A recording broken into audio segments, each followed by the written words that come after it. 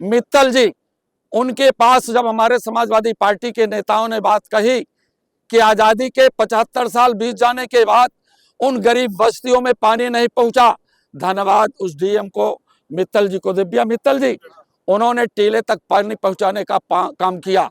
और जब काम किया तो लोगों ने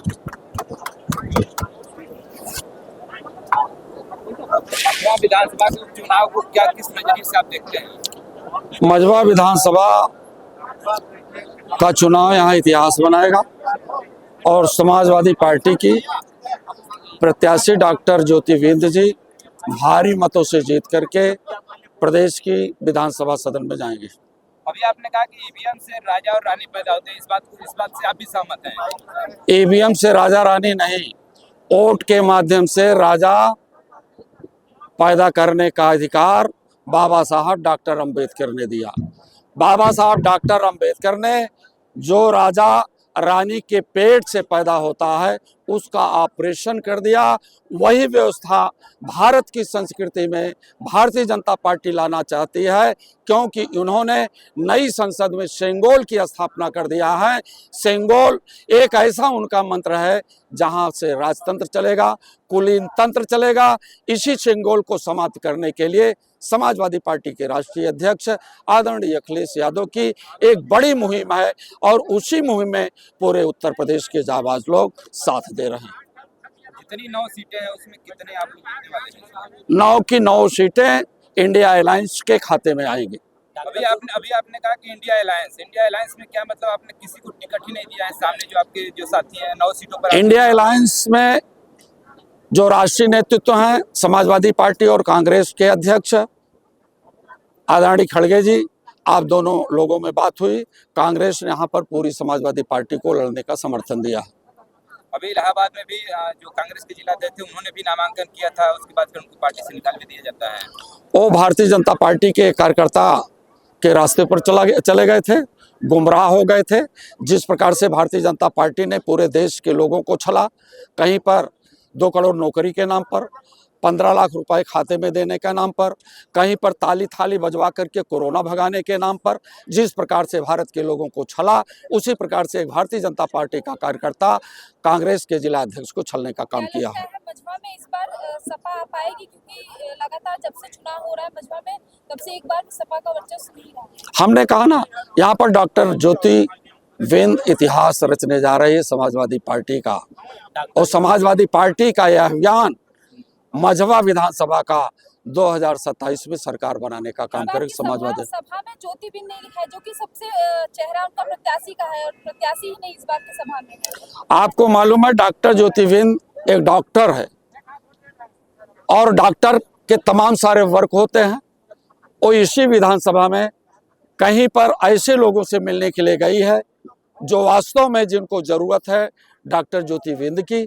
यहाँ पर उनके पिताजी आए हैं, ब्लॉक में कार्यक्रम है, ऐसे लोगों के बीच में गई है जहां पर वे अपने लोगों का भी इलाज कर दें और भारतीय जनता पार्टी का जो संतुलन खो गया है, जहां पर योगी जी को अयोध्या में हारने के बाद उनको नींद नहीं आ रही है, रात में वो कहीं दाएं करवट बदलते हैं, कहीं बाएं करवट बनाते हैं, तो उसी नींद में और बड़ा संतुलन गड़बड़ ना हो जाए उनका, वही सब ठीक करने के लिए डॉक्टर ज्योतिविंद जी वो अपने लोगों के बीच में गई हैं, गरीब लोगों की इमदाद में। इसी विधानसभा मझवा विधानसभा में डॉक्टर ज्योतिविंद अगर विजयी होती हैं तो मझवा में पहला काम क्या होगा? मझवा में संपूर्ण वो काम होगा जो यहाँ की जनता की समस्या है, उन समस्याओं को मझवा में ज्योतिविंद उसको दूर करने का पूरा प्रयास करेगी। जहाँ पर अस्पताल नहीं है, जहाँ पर विद्यालय नहीं है, जहाँ पर बिजली नहीं है, जहाँ पर सड़कें नहीं है, वहाँ पर काम करेगी। एक गांव इसी मिर्जापुर में एक बड़ा टीला है, उस बड़े टीले पर पानी नहीं पहुंच पा रहा था, गरीबों की एक बड़ी झुग्गी झोपड़ियों की बस्तियां थी। यहीं की डीएम रही एक महिला दिव्या मित्तल जी, उनके पास जब हमारे समाजवादी पार्टी के नेताओं ने बात कही कि आजादी के 75 साल बीत जाने के बाद उन गरीब बस्तियों में पानी नहीं पहुंचा, धन्यवाद उस डीएम को, मित्तल जी को, दिव्या मित्तल जी, उन्होंने टीले तक पानी पहुंचाने का काम किया, और जब काम किया तो लोगों ने जश्न मनाया। समाजवादी पार्टी के नेताओं को शाबाशी गांव के लोगों ने दिया।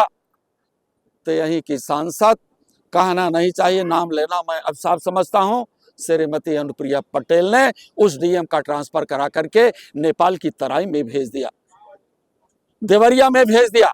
इसलिए ये समाजवादी पार्टी के लोग संविधान बचाने वाले लोग हैं और संगोल समाप्त करने वाले लोग हैं। गांव का विकास हो, किसानों का विकास हो, किसानों के नाम पर भारतीय जनता पार्टी को सांसद हिमाचल प्रदेश के आतंकवादी कहती, उन्हें शर्म नहीं आती है किसानों को आतंकवादी कहते हुए। जिनके नेता सरदार पटेल जैसे लोग रहे हों, जिनके नेता चौधरी चरण सिंह जैसे लोग रहे हों, जिनके नेता धरती पुत्र मुलायम सिंह जैसे लोग रहे हों, जिन किसानों की तरक्की के लिए एम.एस. स्वामीनाथन जैसे लोग, कृषि वैज्ञानिक, देश की उपज बढ़ाने का काम किया। और जब एमएसपी की बात की गई, समाजवादी पार्टी के लोगों ने किया और किसानों ने किया, धरना और प्रदर्शन दिया, तो उनको बड़ा बड़ा किला और भाला देने का काम किया और उनको पानी की बौछारें देकर के ठंडी के महीने में 750 किसानों को मौत के घाट उतार दिया। शर्म नहीं आती है भारतीय जनता पार्टी के लोगों को? ये देश चलाने का काम करते हैं, एक गांव चलाने की हैसियत में नहीं है। जिस दिन समाजवादी पार्टी के लोगों की मुहिम चली जाएगी, इनका बोरिया और बस्तर आदरणीय अखिलेश यादव जी बंगाल की खाड़ी की तरफ भेजेंगे। दीदी ममता बनर्जी इंतजार कर रही है इनको बंगाल की खाड़ी में धकेलने के लिए। तो लोकसभा में अखिलेश यादव जी ने 25 और 35 का फार्मूला अपनाया था और खरा उतरे थे जो युवा, तो यहाँ पर जो है युवाओं को फिर से साधने की कोशिश की है 25 और 35 में। जैसे 25 साल के हैं ज्योतिबिंद, युवा चेहरा उतारे हैं, तो कमाल कर पाएंगे यहाँ से भी? तो युवा चेहरा पूरी तरह से कमाल करेगा। इस देश का वो अग्निवीर जिसको 4 साल की बना रहे हैं, जिनको चेहरों पर मुस्कान होनी चाहिए, जो रातों दिन कड़ी मेहनत करके देश की सेवा के लिए आर्मी में जाना चाहते हैं, उनके चेहरे मुरझा गए हैं। ऐसे चेहरों पर मुस्कान लाने के लिए जो नौजवान है, 25 साल का हो, 30 साल का हो, 18 साल का हो, ऐसे चेहरों की एक बड़ी आवाज समाजवादी पार्टी के नेता श्री अखिलेश यादव जी। कितना वोटों से जीत रहे हैं आप लोग मझवा? हम लोग मझवा जीतेंगे कम से कम 40,000 वोटों से।